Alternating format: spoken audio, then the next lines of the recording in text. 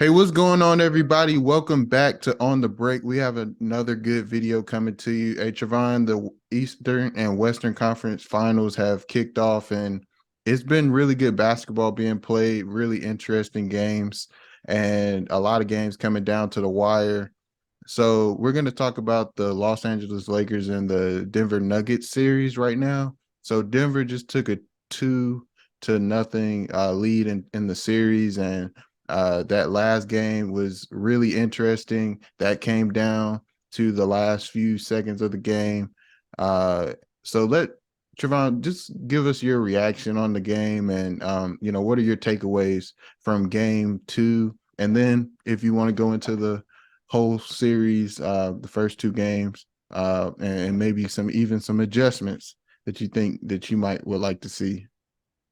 Yeah, both games ended up coming down to the wire. The first game started out as a blowout, but ended up close, and this one was close throughout until that last stretch, pretty much. It's I feel like these two teams are very fair, well matched. I feel like the Nuggets have a lot more offensive power, and the Lakers have a lot more defensive potential, even though they kind of struggled to really show that. Um, I just feel like it came down to small details. The altitude is a factor that a lot of people like to bring up. The Lakers already tend to kind of let their foot off the gas just a little bit, or kind of lose focus, what it seems like from the outside. And those things come to, bite them at the end of the game. There was a lot of missed opportunities throughout the game that I feel like costed them towards the end. But at the end of the day, you have to give the Denver Nuggets their credit. They're the number one seed for a reason. We've heard frustration from Coach Michael Malone about feeling that the Nuggets were disrespected, and they're using that as fuel right now. So they're playing like they're the underdogs, even though I would think majority of people had them as favorites in this series. But they're playing with a lot of passion and focus. And when you play a team like that, that's like a well-oiled machine, really sharp. Basically for most of 40 minutes of the game, from the Lakers standpoint, you have to match that throughout the whole game. You can't have the lapses that they had. Specifically as far as schematics or details. I feel like the Lakers, they're gonna have to figure out a way to really handle those dribble handoffs. A lot of the Murray and Michael Porter Jr. are creating a lot of space, taking one dribble, even after getting that dribble handoff from Jokic. A big part of that is that Jokic is a really good screen setter, so he helps give a lot of space to those guys. But the Lakers are there's still things that the Lakers can do. I feel like a lot of times they're going under the screen, especially for Murray, which I think is a bad idea. And Porter, it's kind of harder to really contest him because he's very tall, 6'10", and he's a sniper. So finding ways to get there quicker to kind of disrupt that space so that those guys aren't just comfortable shooting. Because kind of once they start shooting, it's not really much you can do once they get a good rhythm going. I feel like that's the biggest thing that they're gonna do, and more importantly, also just transition defense. The Lakers are gonna really have to do a lot better as far as not just letting Jokic get the rebound and bring it all the way down the court, and other guys take it coast to coast. So those are the two biggest things, and effort also. But the Nuggets are in good shape. Coming down back from 0-2 from a Lakers standpoint is very tough, but you're going home, so you have to get both of these. But ultimately, you have to win 4 out of the next 5 games if you want to advance. So I feel like this next game is really gonna, put them away if they lose, or give them life if they're able to come out and win. Yeah,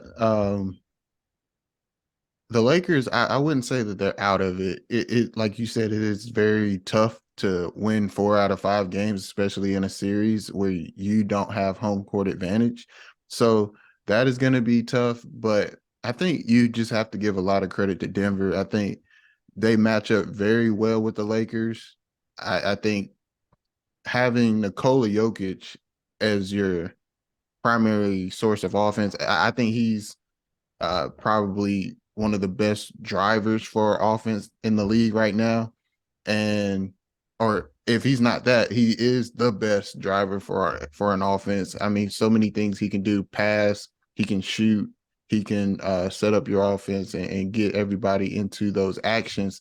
But having him where the Lakers have to build a game plan to stop him, and he's forcing the Lakers defense to uh move in certain ways where they have to double him, they have to uh send help or make them see bodies from different points on the floor, and having the players around Jokic where they can create their own shot, and Jamal Murray or Michael Porter Jr., or they can run those actions where it's a lot of down screens, it's a lot of dribble handoffs, and they can get their shot off of that, and allowing Jokic to pick them apart with back cuts and passing. We saw a lot of that with uh, Gordon cutting to the rim off of those screens, or slipping to the rim off of those screens. So it's tough for the Lakers because the Denver Nuggets just match up really well with them. But I think that the adjustments that Darvin Ham and the Lakers made were good, because you're throwing more looks at Jokic and you're throwing more looks at the Denver Nuggets. You're not just giving them those same looks that like they did in game one, where Anthony Davis is just the one guarding Jokic one-on-one. You're allowing players like Rui or LeBron to guard Jokic, and you're putting Anthony Davis in that kind of free safety position where he can roam and guard the paint. I think those are really good adjustments. It's just that the Denver Nuggets are really good at a getting Nikola Jokic the ball in spots where he can pick the Lakers apart, and passing and scoring, and then B, the Denver Nuggets just have a lot of players that can knock down shots and shoot the ball very well, contested and wide open. So it's not like the Warriors series where they just have to pressure Steph and then force somebody else to beat you. I mean, the Denver Nuggets have multiple players that can knock down shots and create for themselves. So um, I just think the Denver Nuggets over these past two games were really good at knocking down shots and getting Nikola Jokic the ball in certain spots where he can pick the Lakers apart. I think he's going to continue to see different bodies, different looks from the defensive end from the Los Angeles Lakers, and I think that's their best bet. Continue to force Denver to shoot tough shots and continue to force Nikola Jokic to become more of a scorer than a passer. Because if you let him do both, it's going to be tough to stop the Denver Nuggets. But also on the defensive end for the Denver Nuggets, they do a really good job of rotating and playing team defense.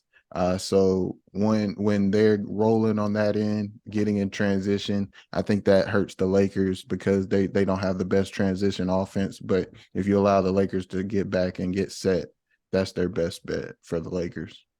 Definitely, yeah. The Nuggets offense is very, very, very potent. I in the beginning of the year or early on in the season, a lot of people were referring to the Nuggets as a well-oiled machine, and that's truly what they are. Like you said, they have a lot of offensive weapons. You have Jokic, who's a mismatch master. You have Jamal Murray and Michael Porter Jr. Michael Porter Jr. is a sniper. Jamal Murray can create his own shot. So that's really what you need offensively. And then you just have guys who fill in, like Aaron Gordon and Kentavious Caldwell-Pope is a good 3-and-D guy. So it's definitely, this is a harder matchup for the Lakers, and they face in either round because they don't have a obvious advantage physically, which is, one of their greatest strengths. And Jokic, the problem about solving Jokic, I feel like is more so when he's getting in that high 20 to 30 range as far as points, but those assists are really coming. And it's not even the, direct assists. It's just the passes that he does to get people, get things flowing. Like I mentioned, the dribble handoffs, or if it is a direct assist off of cuts or, cross court dimes that he's really good at. And you have those guys, and once you allow them to get rolling, it's very hard to stop. We can attest to that with Murray.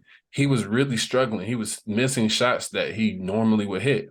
And then he saw like, I think it was a floater he saw go in. And ever since then, obviously in the fourth quarter, he scored 23 points, but you just saw it, saw him rolling. And the Lakers were unable to match that offensively. I feel like they got away from what was working.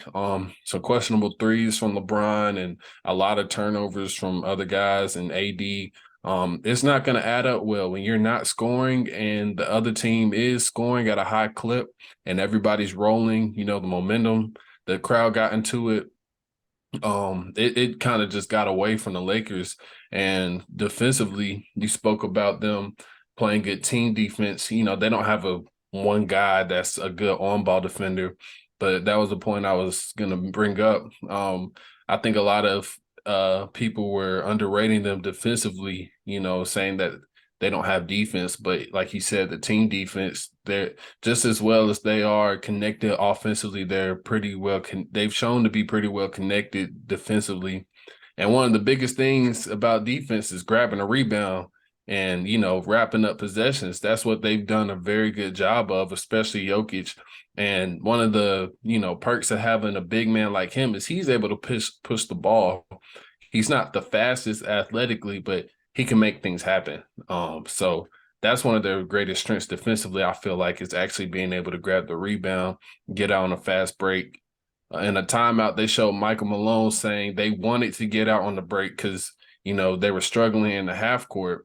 And just the Lakers conceding those easy points, I felt like is what really kept Denver in the game, because LA had a 10-point lead. If you just stop the ball and keep them from scoring on the fast break, you're looking at like a 16 to maybe 20-point lead and give yourself more of a cushion.